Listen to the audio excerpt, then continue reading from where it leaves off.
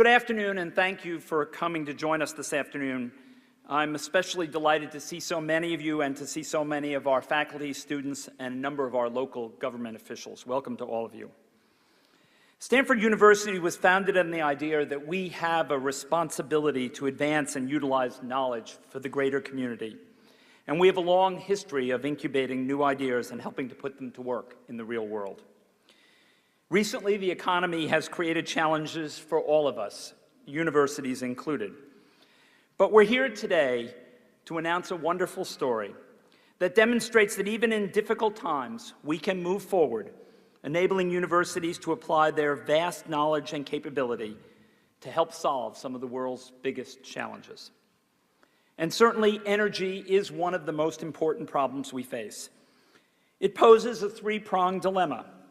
First, our dependence on foreign sources of petroleum undermines our national security. Second, instability in pricing and generally rising prices for petroleum endanger our economic stability and our competitiveness. Third, and most importantly, our large and growing use of fossil fuels around the world leads to global warming and threatens our ecosystem and our very way of life. As president of Stanford University, it gives me great pleasure to announce that the university, in partnership with a group of visionary individuals, will launch an important new research institute focused solely on finding solutions to our global energy issues. The Precourt Institute for Energy at Stanford will be an independent laboratory that will engage leaders in the scientific community across the campus and around the world, working to overcome all three aspects of the energy challenge. The new institute builds on efforts beginning more than 5 years ago to increase our research and teaching devoted to that global energy challenge.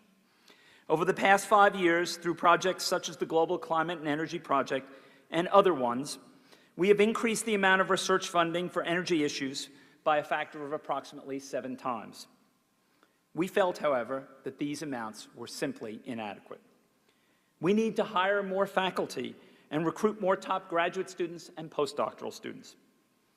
With the downturn in the endowment and the resulting reduction in university finances, it could have taken a decade or longer to get to the level of investment that we believe is necessary. Fortunately, we found 2 sets of founding donors who not only were willing to support the effort, but who have urged us to develop a comprehensive program that has shaped our direction. They led the way with their vision, wise counsel, and gifts to make this new center a reality. Jay Precourt, undergraduate and graduate alumnus, and his family, together with Tom Steyer, graduate from the Stanford Business School and current Stanford trustee, and Kat Taylor, dual degree holder from our business school and our law school, are responsible for the creation of this new institute. Other donors, including Doug Kimmelman, Mike Raffato, and the Schmidt Family Foundation, joined, so that in total, we have already raised $100 million for this new institute. Thank you.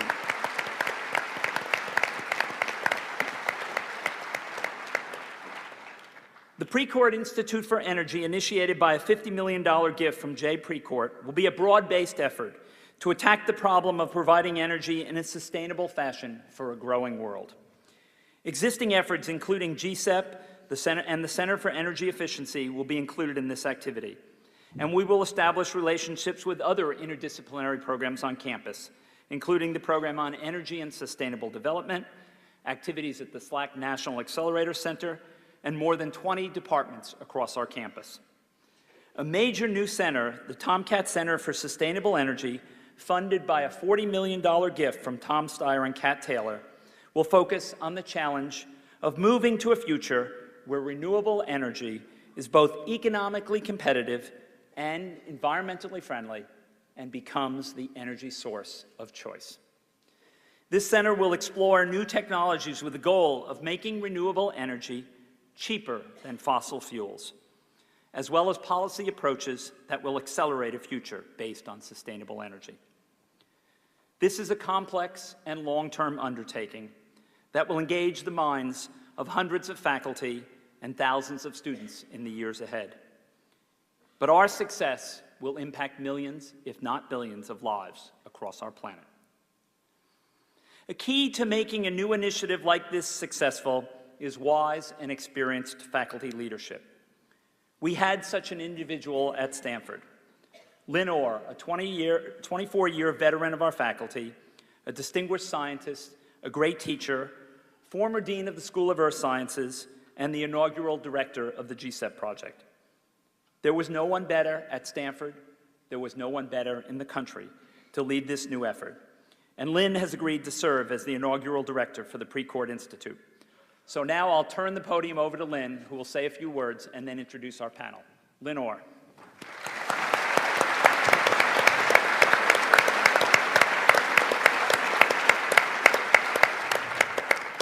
So John failed to note that my original appointment at Stanford was as a hasher at Encina Commons, and I did make it to the exalted position of head hasher at Encina Commons. So I actually do have some experience here. That was a long time ago.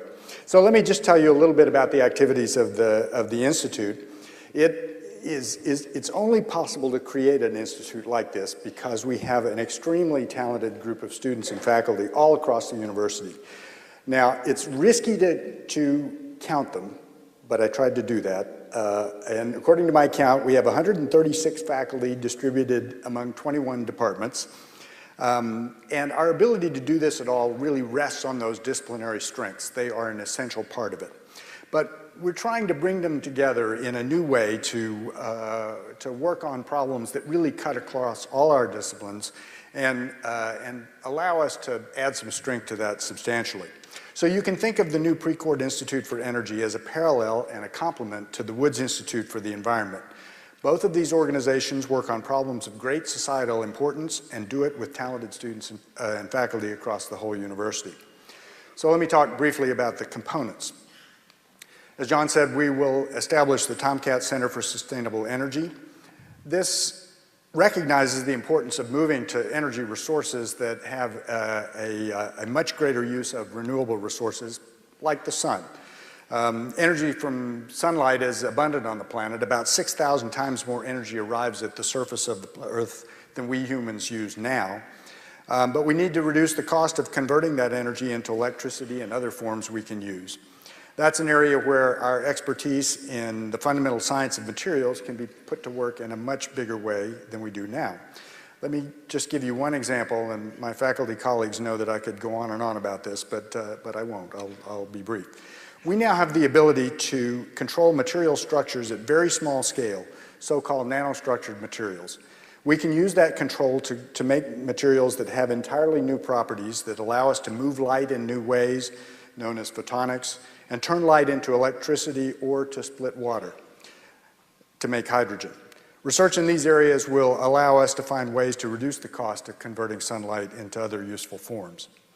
Now, to make greater use of energy that comes from the sun, which includes wind and biomass, we will also need an improved electric grid that can manage widely distributed intermittent generating sources and demand at the user side of the grid. And technology breakthroughs are needed in energy storage, both at small scale for vehicles and at large scale for the grid. With better batteries in electric vehicles, for example, our use of imported oil could decline significantly.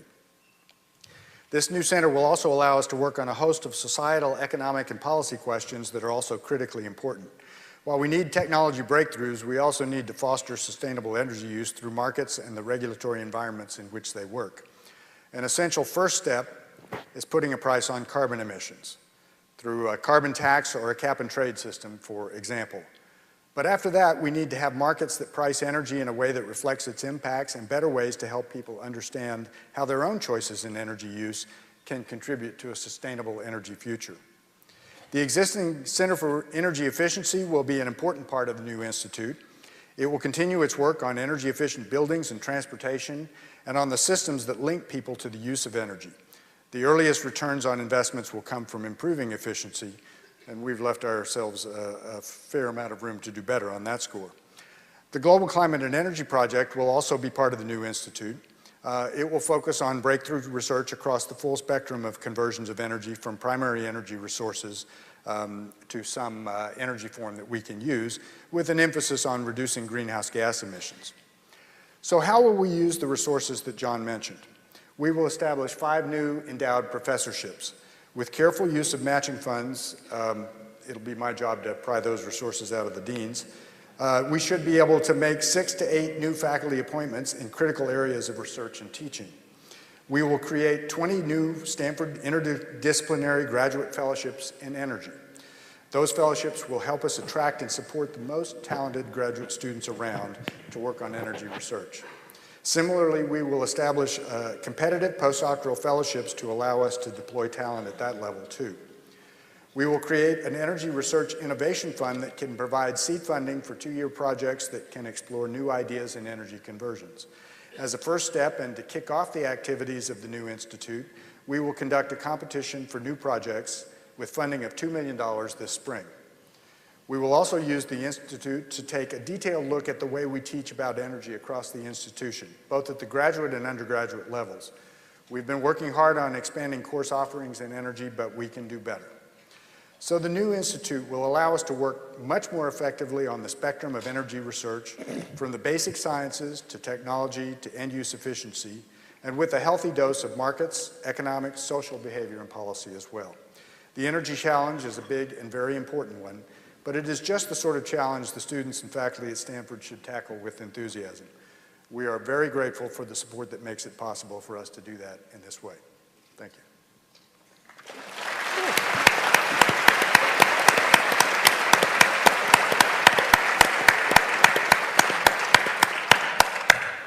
Now, I suspect that you didn't all turn up to listen to me. So let me introduce the panel because they are a great reason to be here. They're a very talented group. So in alphabetical order, Sally Benson is a professor in the Department of Energy Resources Engineering and the director of the Global Climate and Energy Project here at Stanford. That was a job I used to hold, but we decided to go with somebody more competent.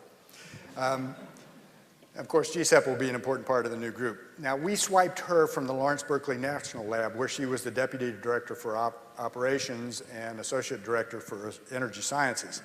She definitely knows her way around the energy research, and hence there is no truth to the rumor that we hired her in retaliation for Lawrence Berkeley's piracy of Steve Chu from Stanford. John Doerr is a partner at Kleiner Perkins Caulfield & Byers, where he sponsored a series of investments in companies that you might have heard of: Compaq, Cypress, Intuit, Netscape, Lotus, Millennium Pharmaceuticals, S3, Sun Microsystems, Amazon.com, Symantec, and Google. You have heard of some of those, right? He's been heavily involved in investing in green energy startups, and he shared his expertise in that area with Congress last week. Today, we're hoping that he'll do so with us. Eric Schmidt is CEO of Google. He has led the growth of Google's considerable infrastructure and product development and its substantial efforts to make its own operations more energy efficient and to make renewables less expensive than carbon-based fuels. He's been advising the Obama transition team, and I will hope he'll advise us, all of us here as well. Jim Sweeney is a professor in the Department of Management Science and Engineering and director of the Center for Energy Efficiency. It's currently called the Precourt Institute for Energy Efficiency, but it will become part of this new institute, and that will be a very important part of it. He's been engaged in energy research here at Stanford since 1972, and he's been working with the state of California to assess the economic feasibility of potential reductions in greenhouse gas emissions to meet the requirements of AB 32. Jane Woodward is CEO of MAP, a private firm focused on acquiring and managing natural gas royalty interests and renewable energy royalty interests, primarily associated with commercial wind and solar projects all onshore in the U.S. Setting an example for all of us, MAP applies its own internal carbon tax to its activities, and much of that supports student teaching about energy here at Stanford. Since 1990, Jane herself has been a consulting professor here where she teaches classes on energy and the environment. So we have a very good group. Let's jump right in.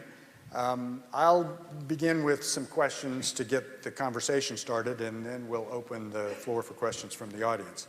Now, I have admonished the group that for this first round, they get 5 minutes each. I'm sure that some of our participants can do that. I'm a little worried about our faculty.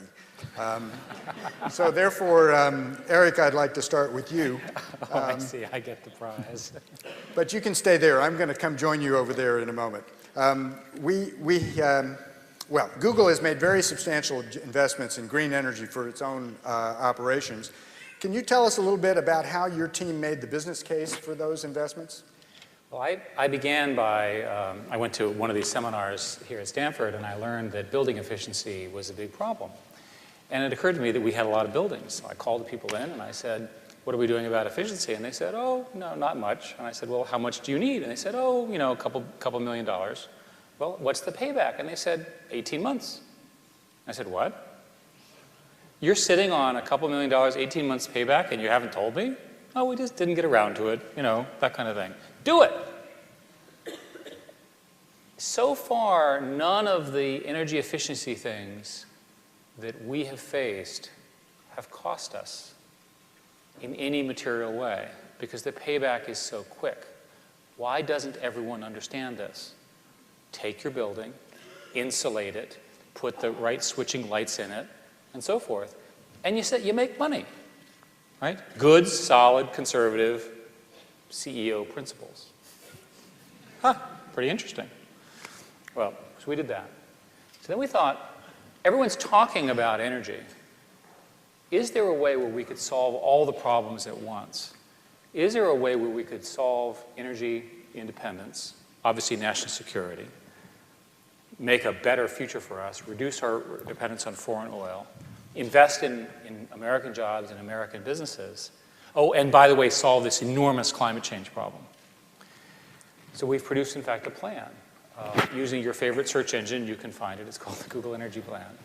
And basically, it goes like this. Over 22 years, if you simply implement what the Precourt Institute is working on, just as a matter of rebuilding America's energy infrastructure, you ultimately save $1 trillion. How do you save $1 trillion? By investing in all these incredibly expensive renewable energy things and so forth, and hybrids and so forth. Well, it turns out it's relatively simple.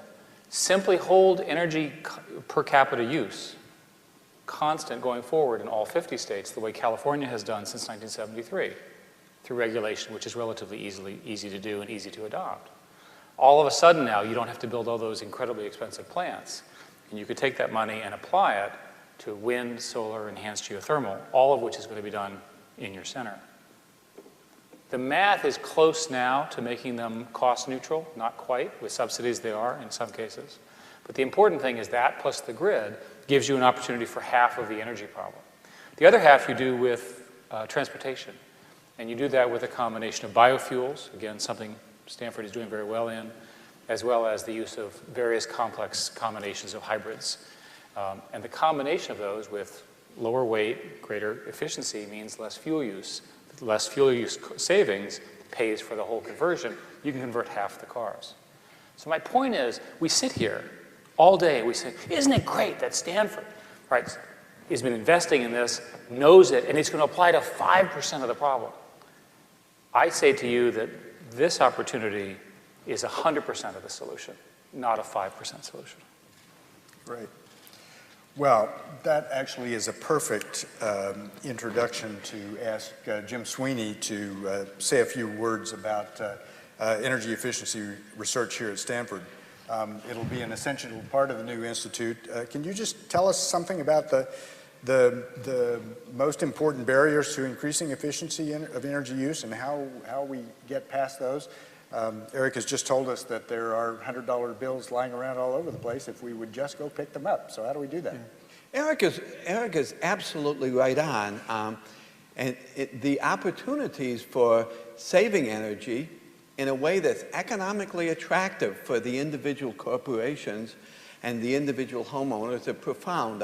The estimate, my own personal estimate, or the estimate that came from the American Physical Society's recent study on energy efficiency, suggests maybe 30% of our use of energy could be reduced over maybe 10 or 20 years from what it would have been otherwise by things for which the benefits exceed the cost for the individual decision makers. So that's the $100 bills. But if you have $100 bills laying on the ground and nobody's picking them up, it probably means they're glued down on the ground pretty tightly. It's not obvious often how to start getting them picked up. And this is where we get in a lot of the work from social sciences, where we try to pay serious attention to the behavioral issues. On the supply side, my simple model is if you get the technologies right, the economics right, and the regulations right, you're going to be able to solve the problem. On how we use energy, we have 350 million people in the United States alone. We extend to the rest of the world, many, many more, making decisions without the depth of information that Eric was talking about. And without that information, you're not getting large decisions. So what are some of the managerial, social science issues that we can think about? Well, first thing I say behavior. In a corporation, when we say behavioral response, what we normally mean is management. Actual management matters an awful lot for leadership within the corporations, is the example that we just saw. But if you think about an analogy, we've known as a nation for many, many decades that smoking is harmful. And yet, just saying that didn't stop people from smoking. It took a set of coordinated parallel efforts that started changing behavior. First, and you might want to think of that as a parallel here for energy efficiency. First, I agree with something that we heard a few moments ago. You've got to get the prices right for carbon prices, and you've got to get all of the other incentives right. Second, you've got to have what we call agency problem solved. Somebody's making a decision that's good for them but not good for the final user. One wonderful example of that is in electric utilities that make decisions, instead of making decisions on energy efficiency that will help their customers, they may make investments that get more revenue for them, even though it's, quote, on behalf of their customers. Decoupling matters.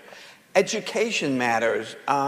Local decision making. Just as in smoking, we had a concerted effort of warnings, taxes, prices, local education, information. I think we're going to need all of those things in order to solve this problem of 350 million people making the right decisions. Sally, it's your turn. You lead a wide-ranging research program aimed at reducing greenhouse gas emissions from energy conversions. Can you give us some examples of where you think real research opportunities exist for the next generation of technologies? Sure. Thanks, Lynn. I want to start off with the good news, and that is that there's no shortage of energy resources on Earth. There's no shortage of energy resources, and I think we often lose sight of that there's abundant energy in the sun, in the wind, in geothermal energy, renewable energy resources. There are vast accumulations of chemical energy stored in fossil fuels, and there's nuclear energy stored in radioactive materials. And together, and even each one of these is a tremendously large energy resource. So as we think about the challenge and the opportunity here, it's not to find energy supplies, it's to find a way to convert those available energy resources in a way that's environmentally sound and affordable into valuable energy services that we need. So as an example, if you think about renewable energy resources, the sun, the wind, very large resources, but the sun shines when it shines and the wind blows when it blows. So the challenge is to make that energy available when and where we need it. And if we look at the fossil fuel resources, abundant domestic resources, in the case of coal in particular, what we need to do is find a way that coal can be used in an environmentally friendly way and such there are no carbon dioxide emissions and that we can eliminate traditional air pollutants. So this is the challenge. Again, we want to find ways to take these abundant resources and make them available to provide all of the energy services that we come to know, lighting, heating, cooling, cooking, transportation, communication services. So I think now we need to harness that same kind of ingenuity that over the past several hundred years gave us the electric generator, the steam engine, the transistor, the internet. Take this ingenuity and harness it to create an energy system for the 21st century and beyond. So what are some of the exciting possibilities that are being worked on? Well, solar energy to start off with. You mentioned that there was 6,000 times more solar energy than humans use. Well, that's a tremendous amount of energy. The trick, though, is to find a way to make solar energy less expensive, because today it is more expensive, and also to find a way to make it more efficient. Today's solar conversion technologies are well below the potential theoretical limits. So what we're finding is scientists and faculty and students are working on nanomaterials, nanoscience, that allows atomistic control over the solar absorption and electron transport properties of the materials. And one example, we have a whole portfolio of projects that would enable a solar cell to be 45% efficient or greater. Also working on the other end of the spectrum, really inexpensive solar cells that you could print with an inkjet printer. Just a phenomenally imaginative idea. And also, wouldn't it be wonderful if we could make liquid fuels from solar energy? And we have scientists working on finding ways to split water, make hydrogen that can be used either as hydrogen or other fossil fuels. Wind is also extremely important and sort of probably not so well-known aspect of our energy system is that the growth of wind worldwide has been tremendous, about 30% over the last year. And there's potential for much more wind power, particularly if we continue to develop advanced power electronics, advanced materials, and improved grid integration strategies. So I named two renewable energy resources, very exciting. However, we have an electric grid today that was built about a central station power model where we had very, very large power generators, and that electricity flowed out to homes through transmission and distribution lines. But in the future, we can imagine a very different grid where we have much more distributed generation and we have much more intermittent generation. So we're going to need a much smarter grid. We're going to need multi-level communications. We're going to need advanced power electronics, and we're also going to need things like grid-integrated, very large-scale energy storage that will help smooth out the fluctuations in the electric grid. And there are great ideas in all of these areas that are being pursued today. Biofuels, there's a lot of discussion of biofuels these days. If we can find a way to make growing biofuels climate friendly, and if we can find a way to make the life cycle efficiency better than it is today and lower the costs of conversion of cellulose to biofuels, these too can play a big role in our energy future. So one of the projects we're working on at GSAP is to find a way to convert the woody parts of the plant into biofuels more efficiently. So I went to Canada one time, and it was in the dead of winter, and it happened to be a day that was like 40 degrees below, 40 degrees below. Turns out centigrade and Fahrenheit are the same at that temperature. And anyway, I came up there, and I was going to talk about solar energy. I was really excited about solar energy, and it got dark around 3 o'clock that day, and I just said, oh my goodness, these guys think I'm going to be delusional. So anyway, so I think it is also very important that we find ways to where needed and where appropriate to use fossil fuels in a climate-friendly manner. So technologies like carbon dioxide capture and storage are extremely important. The idea is that instead of letting the CO2 go into the atmosphere, that you capture it, you compress it, and you inject it back underground for permanent sequestration. So that, too, I think is important, particularly with the sobering fact that 50% of our electricity comes from coal today. And a rapid transition, though certainly There are many advances in renewables, but having the technology of carbon dioxide capture and storage would make a big difference. So anyway, there's just tremendous possibilities across the board. Energy research is perfectly positioned to take advantage of all of the recent advances in nanoscience, nanotechnology, molecular biology, communications. It's a really very ripe time and very exciting, and I can't wait. Good, thank you. So, Jane, Sally described lots of cool things to work on. So there are going to be plenty of opportunities, but we're going to need some talented people to put all this to work. You've been teaching Stanford undergraduate and graduate students about energy for almost 20 years. And you have lots of experience in the energy arena. How has student interest in that area changed over that period? It's such a wonderful softball question for me, and I'm so grateful for it. And she has no opinions on the matter, so I hope there are hundreds, if not thousands of you in this audience who feel like I do, which is this is one of the best days of my life. I am so excited about what these donors are doing for Stanford and what the institution is prepared to do. So there's a good solid gaggle of us. Lynn tells me there's these amazing, and it's so exciting, 137 faculty who are touching energy at Stanford today. But when I started teaching 20 years ago, it felt like there was just a little club of us. That wasn't to say that there weren't a lot of people interested in the topic. But when you dial back 20 years ago, some of people's biggest interest was really a grand awareness around environmental problems, and we hadn't tuned into global warming and climate change at that point. But we'd shifted from a world that when I took the class I've been teaching for 20 years, 30 years ago, we all thought we were running out of everything, which Sally very appropriately said, we're not. That's not the issue. So 20 years ago, student interest really lay with the idea that we had environmental issues. And people started entering energy through the back door of the environment.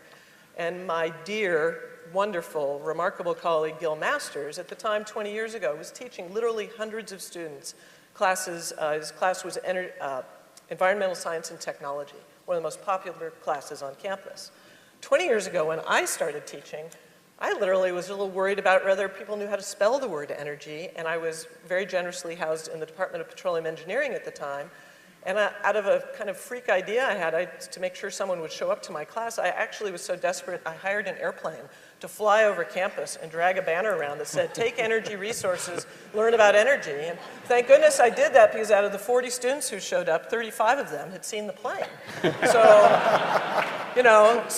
the good news, I really sit before all of you as someone who's cared deeply. I said to someone, other than my family, my friends, and my business, which I'm in love with, all of those things, energy education at Stanford is the most important thing in my life. So that's why I say this is such an exciting day.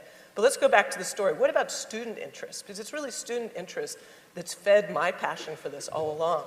So you go 20 years ago, students' main interest was around the environment. I'd say 10 years ago, student interest started to move to really starting to come to grips with the fact energy is not just a resource like oil or the sun. And it's not just the cold beers and hot showers that Amory Lovins talks about as energy services, it's just how they're all connected.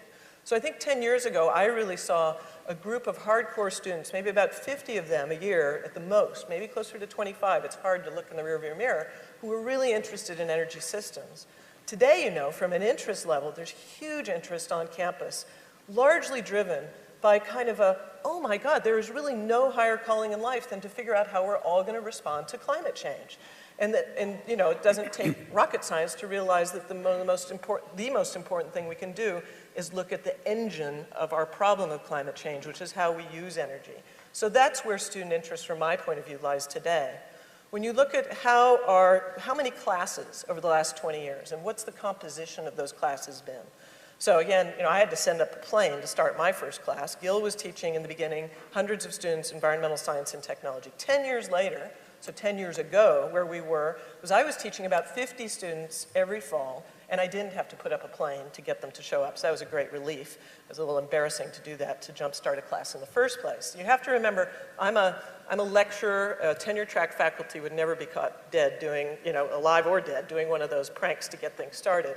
I started teaching a class 10 years ago called The Coming Energy Revolution, really in response to what we all at least those of us close to the topic, hoped was coming. And again, I had twice as much interest in that class than we had space. By then, Gil had moved on from his environmental science and technology class. He was eyeing what he thought was retirement, and he'd created a sister set of classes, energy efficient buildings and electric power class.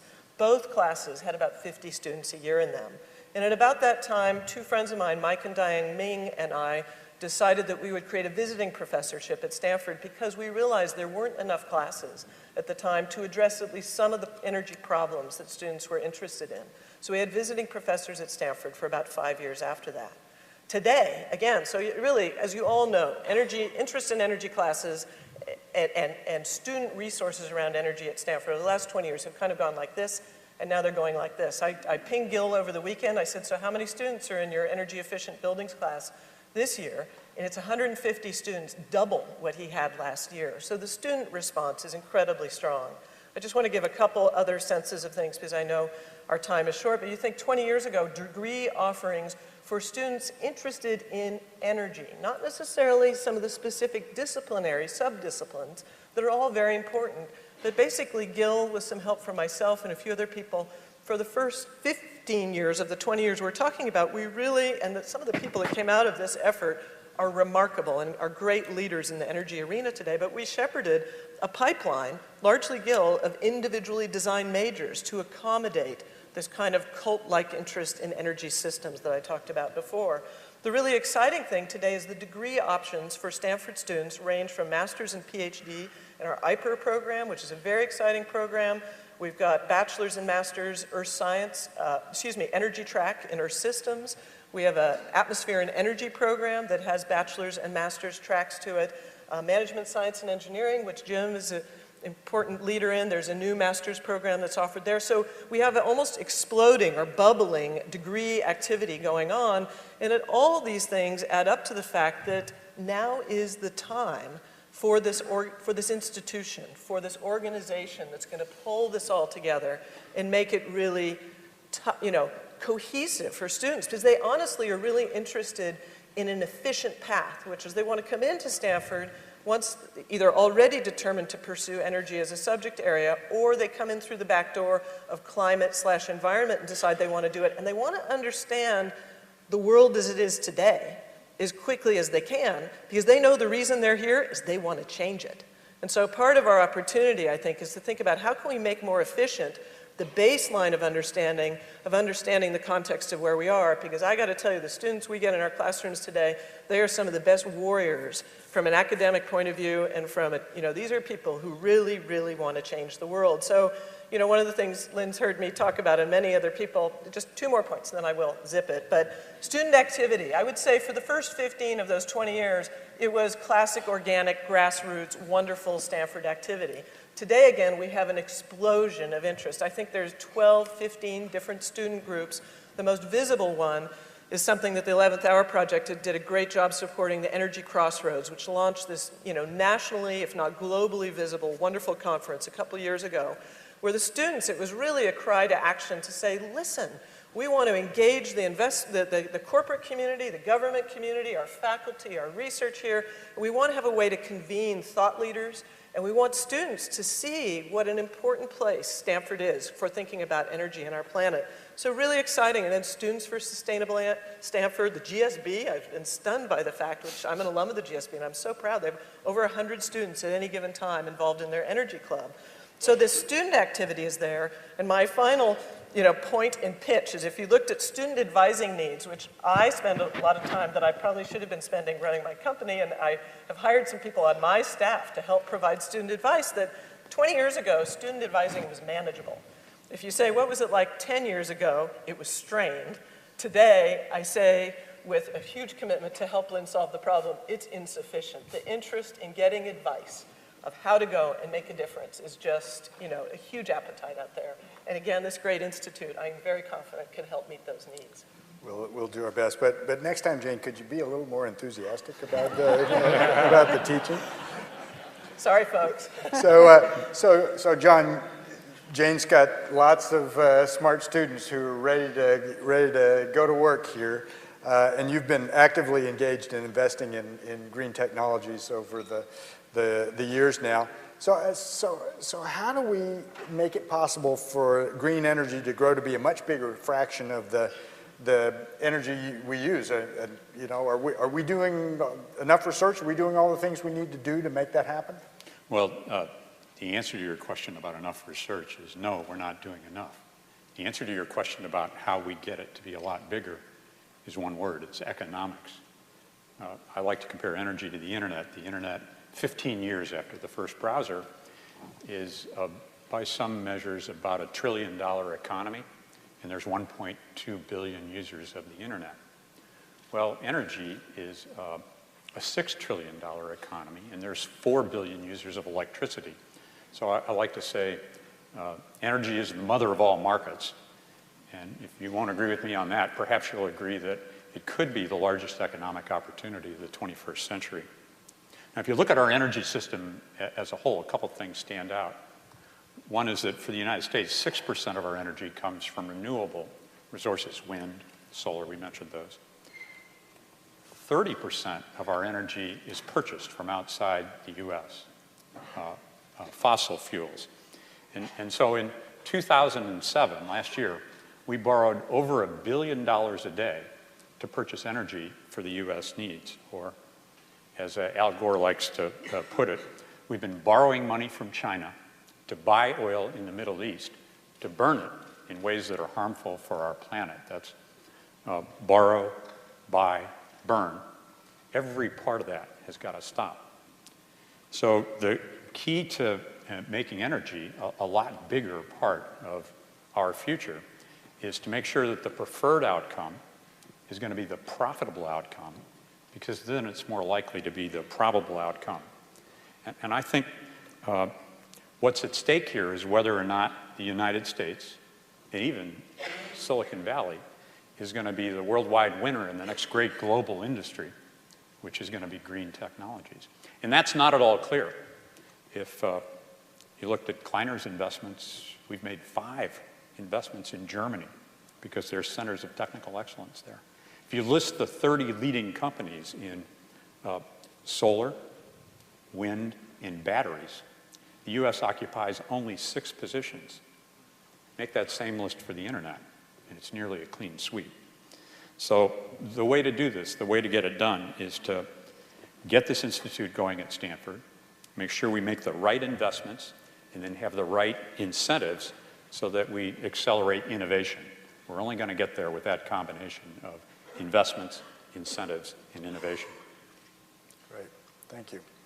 Well, Eric, John has given us an admonition that we needed to think about the economics here, and Google's had an initiative to try to figure out how to make renewables less expensive than carbon-based energy resources. Can you talk a little bit about that initiative and what you hope to accomplish? Well, I completely agree with John's comment about incentives. If you think about it, if you had a choice of something that was both renewable and less expensive, you would clearly choose it. If it were the same price, you would also choose it. The issue is it's today more expensive. A good example here is in automobiles. With plug-in hybrids, you really do start getting the life cycle long enough and the savings good enough that they become economically viable. From our perspective, we're actually investing in companies, and in particular, some of the companies that John talks about, to try to get the market started around solar, wind, and enhanced geothermal. There are many, many new technological opportunities before us, and they need capital and they need a market. In order to kickstart it, you need the students, you need the researchers, you need the capital, and you need the market. And the quicker we can make that cycle happen, the better. I'd observe right now that we have an awful lot of people who are unemployed or concerned about employment or so forth, especially in the construction industry. So why don't we figure out a way to get them to insulate homes and insulate buildings, because it's a good job for them. There's a lot of things that we can do right now, because every day we waste is a day lost against this insurmountable problem of climate change 30, 50 years from now. Sally, you know, if we're really going to use plug-in hybrids in a big way to make a significant dent in emissions of CO2, for example, from transportation. And transportation is a tough one in terms of CO2. What do we have to do that? Well, I mentioned earlier that 50% of our electricity in the United States comes from coal. So that if we are today to simply switch to plug-in hybrids, whereas there might be benefits in terms of traditional air pollutants and so forth, it doesn't really change the amount of carbon dioxide that would be emitted to the atmosphere by that alone. So really what we need to do is work on this project to decarbonize the grid, to make more electricity with less carbon. So we talked a lot about renewable energy. So the more renewable energy we can put on the grid, the better. I also talked about carbon dioxide capture and storage. And that's an area where it's a newer technologies in some ways, and it's costly and it's energy intensive. And whereas we have large storage or sequestration resources, they're really unproven.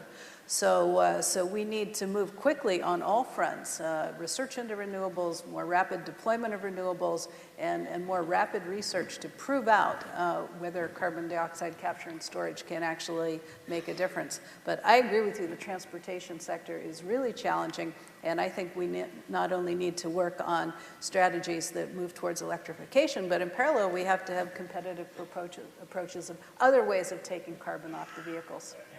So what about batteries? Did anybody want to talk about batteries? John, you might want to say something, or Sally? Yeah. Sure. Batteries are a holy grail of green technology. There's been very little improvements over batteries for a long period of time. But if the microprocessor is the brains and hearts of the personal computer, the battery is going to be the foundation technology for advanced automobiles. And the United States isn't even in that race right now. We buy them from Asia. Yeah. Today, I think Lutz announced that General Motors is going to make cells as well as battery packs for the Volt. But we're not in the game. There's a number of really exciting breakthroughs, including at least one that I know of here at Stanford. But energy storage is very, very important. Sally, do you want to say a word about battery stuff? Well, yeah, not only is it important for transportation sector, it's also very important for incorporating more renewables into the grid. So in GSEP, this is one of the important areas we're working on, and there have been very exciting developments in components of batteries that could perform up to 10 times better than technologies that are available today. But that's very fundamental research, and we have a long way to go in terms of converting those to real products. So, Jim, transportation, of course, is one of the key ways we Californians contribute CO2 to the atmosphere and use energy. You've been working with the state on how the heck we're going to get to the AB 32 requirements. What can you tell us about where things stand on that and what the best possibilities are? Well, in the short run, that's over the next 5 or 10 years, we can accomplish a large amount of the carbon reduction through having people move to either smaller cars, less high-performance cars, less acceleration cars. So it's the behavioral choices that people make of the amount of cars. One of the challenging things that the state is going to be taking on is starting working with local communities and regional authorities to try to start restructuring where people live and what the transportation systems are. If you have moved to electric vehicles, that as Sally suggested, still use right now a large amount of carbon dioxide because the electricity that they use is coming from fossil fuels, you can much more effectively reduce carbon dioxide by things that cause people to actually have fewer vehicle miles.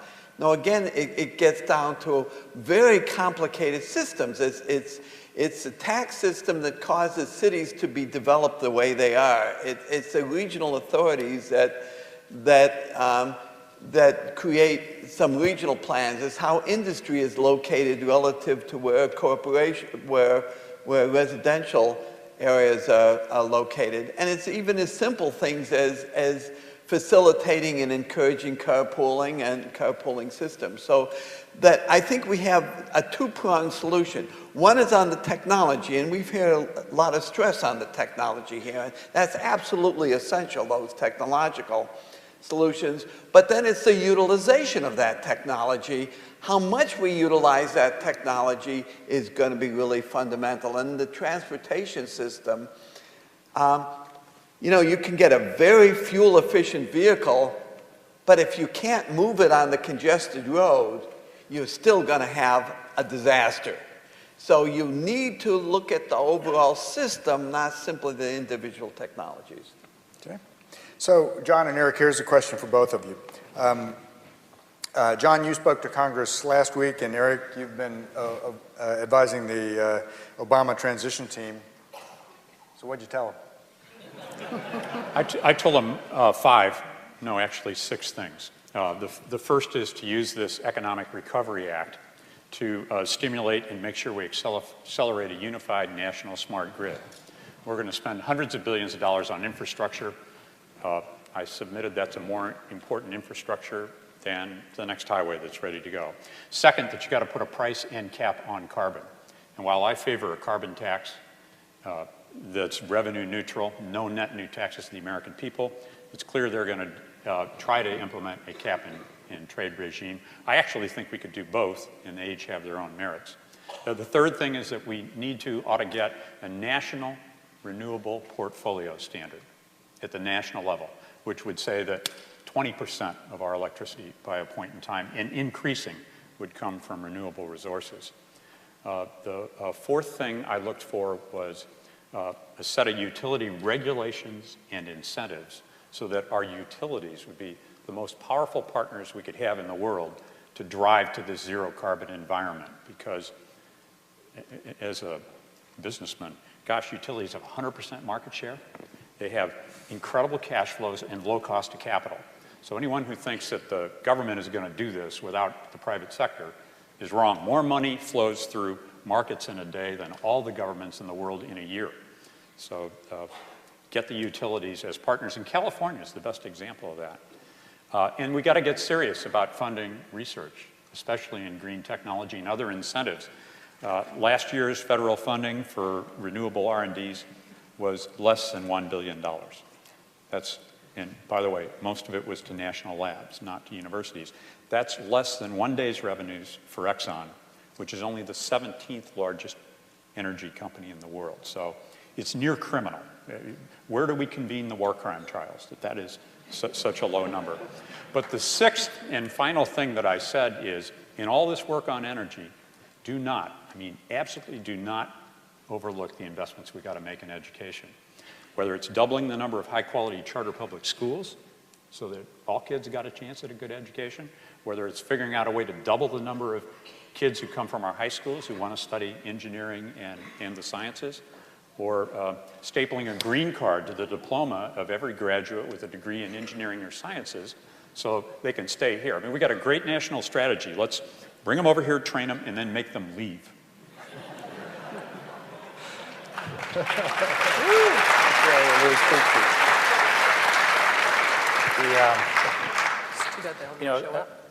A crisis is a terrible thing to waste, and we have one heck of a crisis right now. I think everybody sees it in the papers and you understand it, and now is the time to act.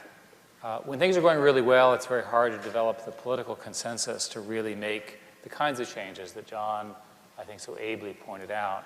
So my message has been, act now. You won't get it right, you'll make some mistakes, but if you don't act now, it's not going to fix it. And do it in the context of the other political objectives that you have, which have to do with employment, to get America working again. And the analogies here are obvious to the things that occurred after the Depression, although we're certainly not in a depression. But the important thing is that the government has a role both to set proper regulation and also set the right incentives. The incentives that John talked about. In the regulations are not that complicated.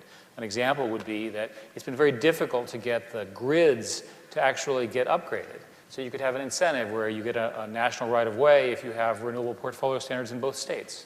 There are lots of clever ideas like that they could get things to move more quickly. The energy industry moves relatively slowly by comparison to the world I come from. It needs to move a lot faster because you have so little time. Yeah, so Jane, actually this fits into something I wanted to ask you, and that was that your company invests in royalties associated with natural gas and wind and solar.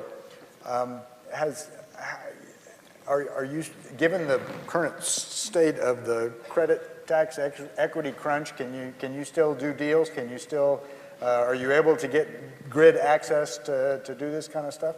So asking about our business is always a little bit tricky because we have a very, very unique business. But we have access and visibility to seeing all the wells that are getting drilled for natural gas in the United States and all the turbines that are going into the ground for wind. And you know, we definitely have a significant credit crunch, which has caused a lot of people to go, and then tax equity, which is a fundamental element in the way we operate right now in terms of financing renewables, which that's a whole big topic in and of itself. There's all of a sudden been a huge compression in the availability of tax equity because it depends on people being profitable and needing to shelter their taxable income. And that goes back to how we've structured renewable energy incentives. And so again, as Eric points out, there's nothing like a crisis to prompt us. There's been a lot of people who think there is a better way to provide incentives and financial structure to the renewables industry. So I think that discussion's being added to some of the other economic stimulus and renewable policies that are being rolled out. But it's fascinating to me to see that just at a global level, at a national level, natural gas is an interesting fuel to bet on or to think about, because on one level, it's a very serious greenhouse gas. On another level, Chris Flavin and lots of other people would coin it as the prince of hydrocarbons. That is a transition fuel to moving to where Sally and others talk about where we would like to go as quickly as possible to renewables. One of the things that everybody's focused on a bit until our grid gets quite as smart as we'd like it to be is we're seeing a trend actually of more wind farms getting sited with a new gas power plant right next to it to help provide that stability to the grid. I mean, most Americans don't know that probably for the last 10 years, the #1 source of incremental electricity in our country is natural gas. There's a forward market in natural gas turbines that would surprise most people, where you have to lock them down now if you want to put them in the ground a few years out. Most Americans don't know that the #2 source of new electricity installed in our country the last 3 years is wind. Why? It's because even without some of the policy measures we have, where the wind exists, where it gets built, is the cheapest form of incremental electricity. So it's really exciting for me to hear about our new renewable component of what this institute's going to be doing, and that it's going to be driving for renewables to be cost effective. But we have the confidence that we have one renewable source of electricity I think we can get national consensus on that's very economic today. So some of the financing aspects of it, Lynn, are kind of experiencing a hiccup right now, but crisis, and I feel like what we see, our business actually is benefiting, I have to say quietly, from what's going on in the industry, because there's a Darwinian effect that when you get this shakeup of the tax equity shifting and the credit affecting, the strong companies prevail. So we're going to see some consolidation that's forcing companies to focus on the very best resources, and that actually will have some benefits to it. So there's some short-term pain but long-term gain, and I think if you look back at 2008, one of the most exciting things for me is the most conservative, least likely people in our country were standing up and saying, we're going to have 20% of our electric power mix being wind within 20 years. And there's basically a consensus you can put your hands around on that gives me enormous confidence that we'll actually blow that away. Let me add that there are a number of proposals that have not yet been approved either by the Congress or by the President-elect, which are of the form of essentially federally chartered renewable energy banks. And roughly you capitalize them with some number of billions of dollars, and then they loan money out at low interest rates. And because, as you pointed out, there's enough $100 bills around, it looks like those models will serve the same function, for example, of something called the Farm Credit Bureau that was established in 1916. Sally Mae and some of the other groups that were established in the 60s and 70s to provide low-cost capital for socially desirable institutions. So people are thinking about this credit issue, and again, we need to move now. Any one of those is better than nothing. We're going to end up with a better outcome, actually. So, well, I'm about to close this portion of it and open it up to questions from the audience. But, John, I'd just actually like to finish with you and ask you to tell us about the most promising technologies you see out there that might be coming into the marketplace in the not too distant future? What are you excited about? Well, everywhere you turn, you see opportunity, and so maybe I'll mention 3 or 4 of them. There's advanced third-generation solar cells that will meet or beat today's grid electricity prices without any kind of subsidy. In fact, I read a survey that recently said there's 200 solar startups in the United States, and I think 100 of them in Silicon Valley, so much so, given the size of the markets and the possibilities for success. We might sit here a decade or 2 from now and call this thing Solar Valley instead of Silicon Valley. There's new wind turbine designs that can achieve demonstrably 2 or 3 times the BETS limit, which would dramatically change wind economics. There's a project to take millions of tons of municipal solid waste stream and use anaerobic digestion to, instead of sticking it in landfills, make electricity and syngas and even fertilizer. Instead of taking the CO2 and sequestering it under the earth, capturing it, pumping it down there, there's entrepreneurs who think they can use it as a valuable ingredient in products and then go sell a better cement or building countertop or roof tile. Solid state lighting, next generation fuels. Everywhere you turn, we're confronted by insurmountable opportunity. And the one thing I'm optimistic about is I think entrepreneurs always do more than anyone thinks possible with less than anyone thinks possible. And this is ground zero for entrepreneurs and the interaction with industry and the university. That's what happened in electronics and in the internet. And I hope the Institute will make it happen in energy. So are any of you students inspired?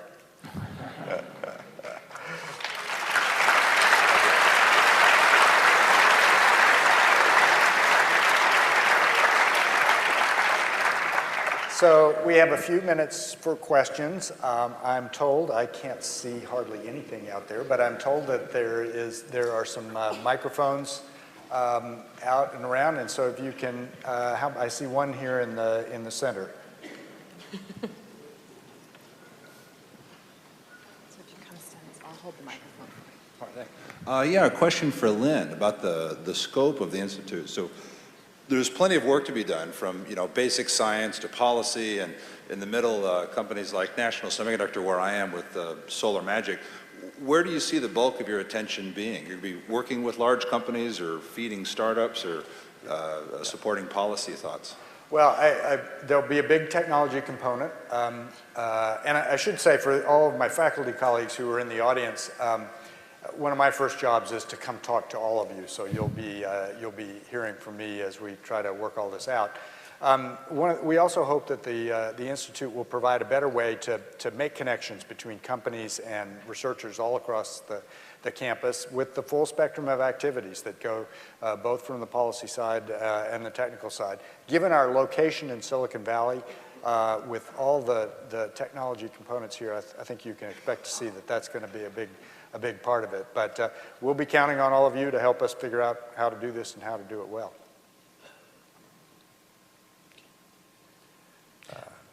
Let's see, how about over here?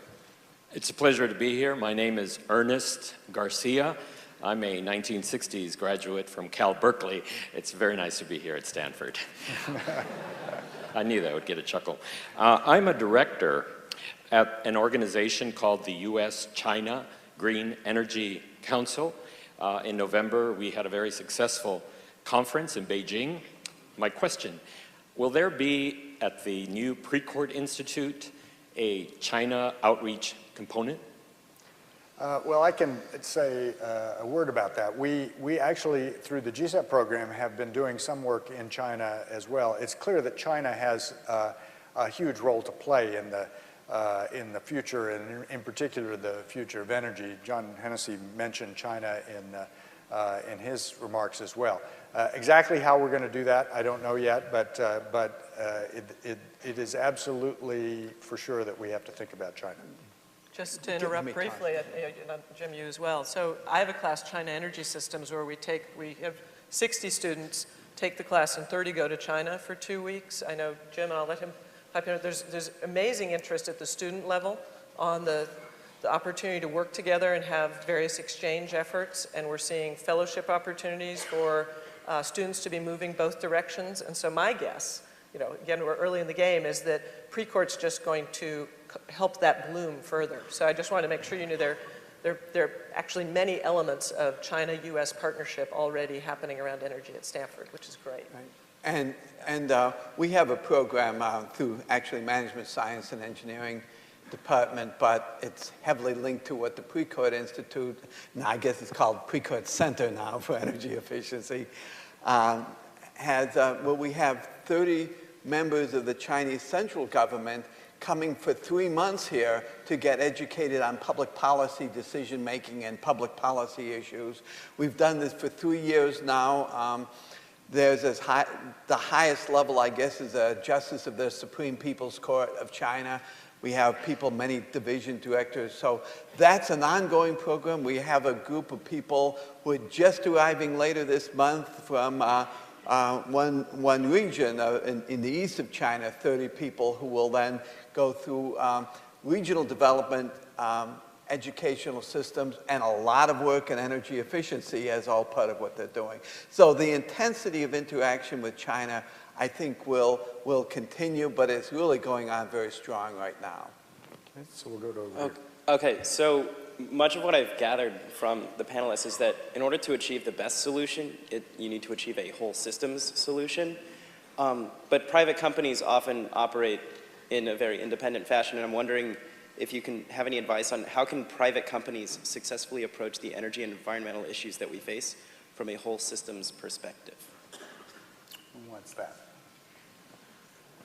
Well, what's interesting is startups are most successful when, in fact, they focus and they don't try to solve everything, but they can exploit an opportunity within a system that's reasonably well thought out and then grow into it and then become very successful. When I think of it as the inverse of your question, which is the problem is not systems thinking at the private company, but rather at the regulators. So, for example, everybody's excited about wind power. There are issues about the distances that you can transmit that power and the costs and so forth. And you start getting into these complex regulatory discussions where they literally don't have a spreadsheet of all their costs, transmission, and so forth and so on. Because there's not a coherent model of how energy works, because there isn't a map of where things are, what the costs are, what you should incentivize them, people are making locally optimal but globally suboptimal decisions. That has to get addressed. And it has to be addressed by relatively simple rules at the public policy level that everyone can agree to. And that's, I think, where we really are. The entrepreneurs are really going to find these great pieces. So they'll figure out a way to build a better battery or a better fuel source or a better solar panel. The issue is if you get the solar panel and you can't connect it into anything, then fundamentally you're not going to get the scale that John talked about. Good. How about over here? I thought the comparison with the problem of cigarettes causing health problems was very well thought out. We are going to have a lot of difficulties doing this because there is not a consensus. There are a lot of people in Washington and around the world who wish to see the United States continue to be dependent on imported oil. The Saudi Arabian government in particular has hired many lobbyists and has paid off many American politicians in order to prevent the programs we're talking about today, so as to continue a situation where the United States has no choice but to prop up conservative governments in the Persian Gulf. So is there a question lurking in there? Yes. The question is, to what degree are you going to be able to deal with the political issues that are going to frustrate and undermine your attempts to build a new energy economy?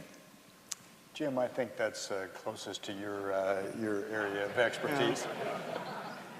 Yeah, first of all, we at Stanford don't have the political clout of the same sort of revenues that you're describing, but we do have a bully pulpit. We have the power of ideas, and the power of ideas is very, very it can be very, very influential over time. And you think about what we do is the power of ideas. It's the power of ideas of the students and the faculty, people who get educated, go to the various companies, go to governments, and starting understanding those various issues. That, I'm willing to bet on the power of ideas over the power of the Saudi Arabian money any day. Okay. Oh, wait a minute, we have, can you get down here to the,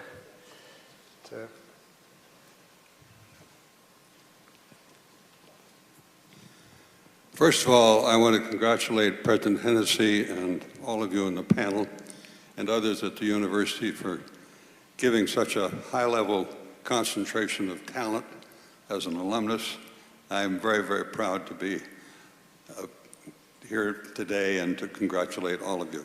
The question, Mr. Panetta, before he was taken back to Washington by the new president-elect, gave a talk at the governor's conference on climate change down in Beverly Hills. He talked about oceans and how oceans affect climate for over 60% of the world's population that lives within 100 miles of an ocean, which brings to mind, to me, living in the Bay Area and the Golden Gate Bridge, and in Australia with the heads outside of Sydney, that we have a tremendous, and you referred to wind, power that we're not adequately using. And I'm thinking of the tides that are in oceans all around the world within 100 miles, we'll say, of this 60% of the world's population. Is there anyone here that would like to refer and make some comments on the possibility of using tides as a source of energy? yeah. Sally, you want that, Sure. or Jen? Yeah, so I didn't talk a lot about tides and waves, basically marine power systems. And one of the things we've studied at GCEP is what is the total amount of energy that's available from all of these different sources. And whereas tides and waves may have some particular benefits in particular communities, when we look at the worldwide potential for waves and tides, there just isn't that much usable work in them. But that's not to say they can't be very important in certain places, and there are good tidal power systems today. So it's important, but compared to, for example, the sun and the wind, it just isn't so large. On the general theme of the oceans, the majority of the CO2 ends up in the oceans over time. And we are in the process of, for example, destroying all of the coral that's around in the world. And there's concern that much of the coral will be gone within 20 years. We're also changing the ecosystem, especially in the near ocean, the part of the ocean that's near the beaches, as you described, in such a way that large amounts of biodiversity and marine diversity is going away. This is roughly the equivalent of destroying the Amazon without noticing it, because we can't see underneath the ocean. So your question was very apt. If there is, in fact, significant sea level rise, of course, the majority of the deaths come from the things that occur in the coastal cities. And the cities are built near the oceans because 100 years ago, that was the only way you could get anywhere. And it's true, especially in the third world. So I believe that with climate change and with energy, the ocean is often forgotten, but is in fact much more central than people think. And I would encourage people here who have research interest in this to pursue it. I think it's the next great one after the agenda that we were talking about today. And there is a Center for Ocean Solutions as part of the Woods Institute for the Environment that has that set of topics very much on its agenda as well. Over here, I know we're going to run out of time before we run out of questions, so go ahead. A considerable amount of your discussion here today is centered on transportation and the various options for the future, be it electric cars or different kind of derivatives of that, say hydrogen cars, things like that. But I haven't heard you guys mention the role of public transportation at all. And for example, to get 100 million plug-in hybrids on the road at a cost of about $30,000 per car, that would mean about $3 trillion of investment from the public. And that, combined with Obama's infrastructure plan and the needed improvements to the highway system and the bridges systems and all of the automobile infrastructure, could come to maybe $4 trillion or more in the future. And I just want to know, do you guys think that this is truly the most effective use of our resources and the most sustainable use of our resources, or should there be more of a role of public transportation and high-speed rail and things like that? Who wants that? Jim, you were... Well, I believe that we've got to pay attention to utilization, how much we drive, not just the vehicles we drive in. That's clear.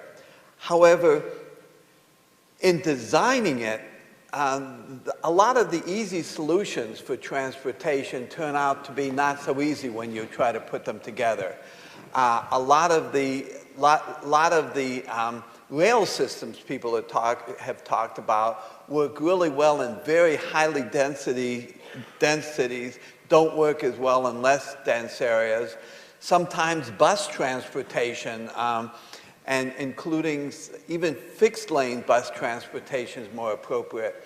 So I think the thrust of your question, though, is, that I take it, is don't just think about the technologies of the private automobile, but think more broadly of the system about how people move and when people don't have to move. For example, I have, with great delight, in the last month, avoided 2 trips to Sacramento and 1 to Washington, D.C. by using the internet through conferencing and sitting at my office. That's also a way that we can communicate and move without actually physically moving. That all has to be part of the solution.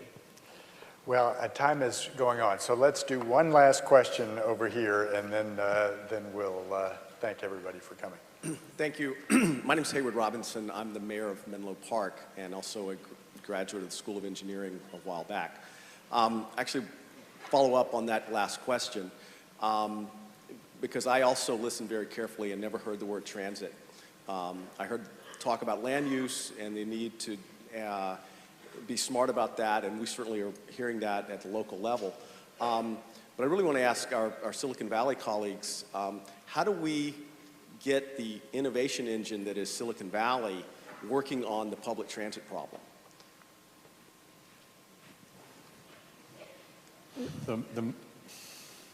I think there's lots of entrepreneurs. There's technology entrepreneurs.